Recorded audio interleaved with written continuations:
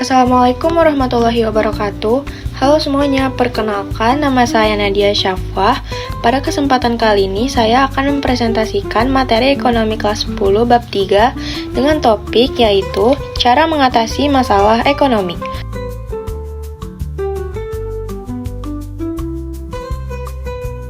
Tujuan pembelajaran.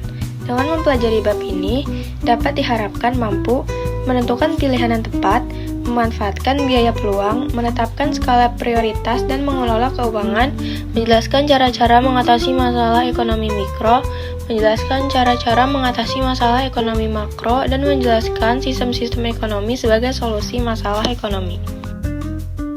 Kata kunci yang dibahas: 1. Masalah ekonomi, ekonomi modern, sistem ekonomi, perilaku ekonomi, ekonomi mikro, dan ekonomi makro. A. Menentukan pilihan.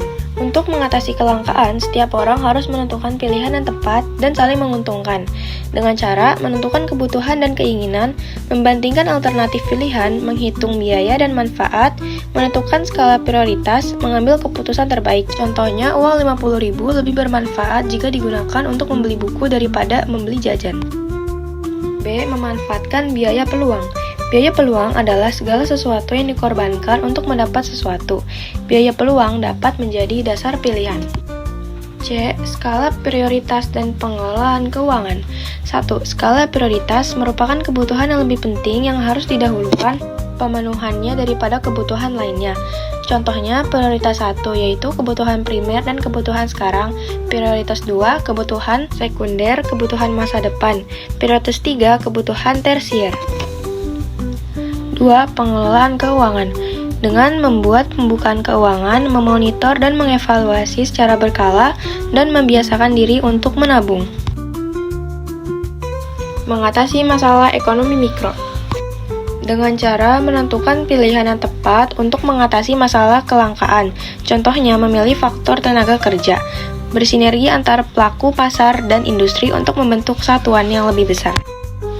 Contohnya, kerjasama antara pemilik perusahaan Nokia dan Microsoft. Lanjutnya, membentuk kesepakatan di antara produsen dan konsumen, menggunakan teknik analisis ekonomi mikro, pemanfaatan analisis biaya peluang dalam jangka menentukan pilihan. Yang E. Mengatasi masalah ekonomi makro.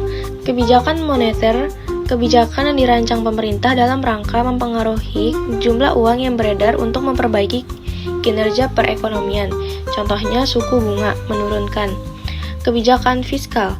Kebijakan yang bertujuan untuk mempengaruhi jumlah pengeluaran dan penerimaan pemerintah. Contohnya, sektor perpajakan.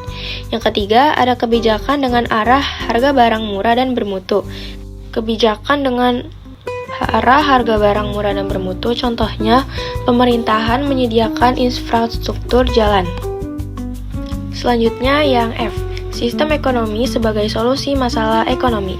Teknik produksi dipelajari secara turun-menurun, modal sedikit, pertukaran dilakukan dengan sistem barter, belum mengenal pembagian kerja, terikat tradisi, tanah merupakan tumpuan kegiatan produksi dan sumber kemakmuran. 2. Sistem ekonomi komando. Peran pemerintahan sangat dominan, sedangkan peran masyarakat atau pihak swasta sangat kecil. Ciri-cirinya, alat dan sumber daya produksi dimiliki dan dikuasai negara. Rakyat tidak bebas memilih pekerjaan, dan yang terakhir, kebijakan perekonomian diatur oleh pemerintah. 3. Sistem ekonomi pasar. Sistem ekonomi di mana kegiatan ekonomi yaitu dengan memproduksi, distribusi, dan konsumsi dilakukan oleh swasta. Ciri-cirinya yaitu semua sumber produksi menjadi milik masyarakat. Pemerintah tidak ikut campur tangan secara langsung dalam kegiatan ekonomi. Masyarakat terbagi atas 2 golongan, yaitu pemberi kerja dan penerima kerja. Selanjutnya, timbul persaingan dalam masyarakat. Selanjutnya, setiap kegiatan ekonomi didasarkan atas pencarian keuntungan, dan yang terakhir, kegiatan ekonomi selalu mempertimbangkan keadaan pasar. 4. Sistem ekonomi campuran. Sistem ekonomi di mana pemerintah dan swasta saling berinteraksi dalam memecahkan masalah ekonomi. Orientasi sistem pasar beberapa negara, yaitu ada Kubra, perekonomian komando, China, Hongaria, Swedia, Inggris, Amerika Serikat, dan yang terakhir Hong Kong, yaitu perekonomian pasar bebas.